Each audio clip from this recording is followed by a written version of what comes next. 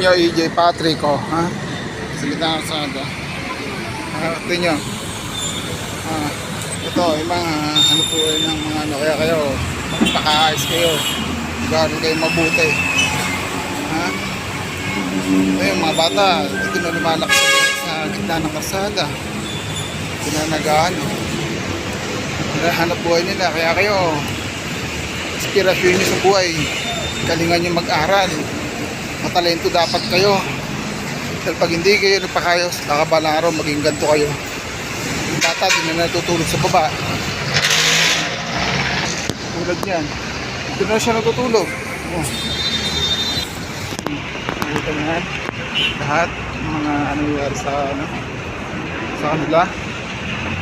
Hindi sila nagpakayos, hindi sila patapa. Kaya kayo, binibigyan ko yun ng ideya. Halang araw, maging ganyan kayo.